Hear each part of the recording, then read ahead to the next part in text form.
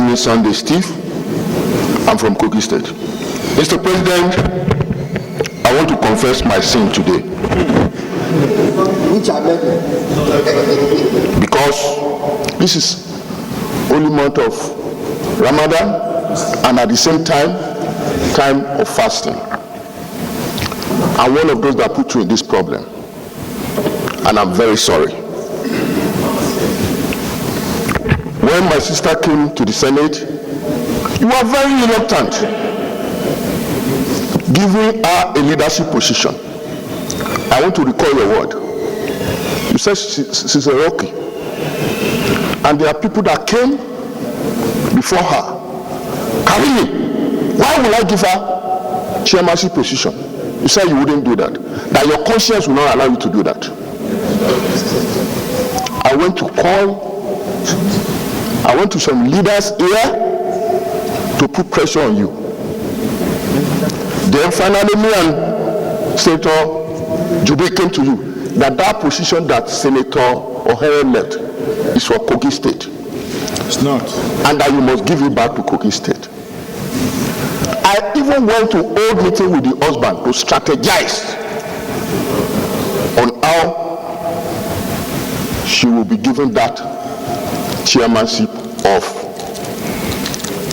local content. And finally, you succumb. I'm very sorry, sir. When we get seats here, the seat I allocated to her was where Senator Orwell is sitting. It caused problem here. Senator said she was the last person that came. Why would she sit in front of them? You had to leave the leaders here and corrected me. Speaking to the microphone. You left the leadership after sitting one day. That Karimi, what are you doing? You want to divide this place because you want to favor your sister? Now that is not right. You have to reallocate the seat. If I when you still reallocated the seat, I still put out that edge. Why? Just to at least make my sister comfortable here. Senate President, I want to recall what happened that day before the leadership came in. She was very unhappy. She shouted my name to the high heavens, abused me, abused my mother. For what? For simple change. Abused your mother? Sir? Was your mother around?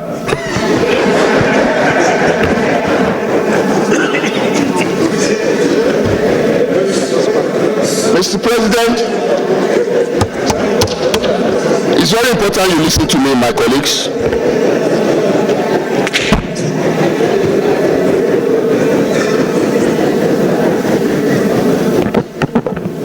Mr. President, my colleagues, I'm a Christian. And I know in the book of Matthew chapter 5 verse 9, the Bible says, blessed are the peacemakers, for they shall be called sons of God. Because of that, I did a private chat to her. I want to read it. Yes, for this purpose. Madam, why not take a part of peace? Apologize to the leadership and your colleagues and move on. One that seems your enemy today can still be your friend tomorrow. It is not even healthy to keep warning always. My sincere advice.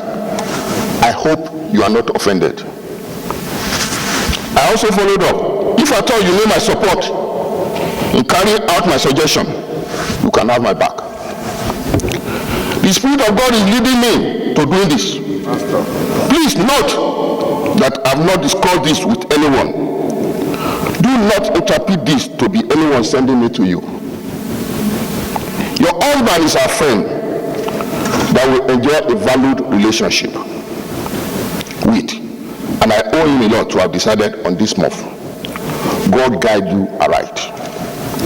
He who fights and run away may live to fight another day.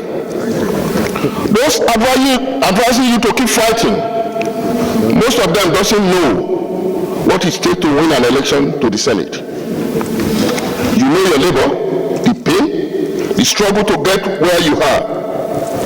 You need a good relationship with your colleagues to get the best for your people. A little here, a little there, bending to people's opinion. A good politician will do all possible to move on. Note that we have not spoken for 6 months. So I change my mind and do what I'm doing tonight. It's the grace of God in me. This text was sent on 24th February 2025. She received it because I know some people also told me a reaction to this text, even in Singapore, where they were. Mr. President, just like Moses told God, the Lord told Moses at the Mount of Horeb, we have stayed in this mountain for too long. We have stayed in this mountain for too long.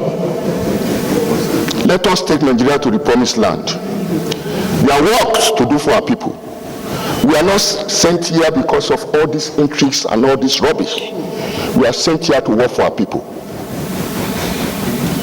Let the decision of the committee, let it stand. Thank you.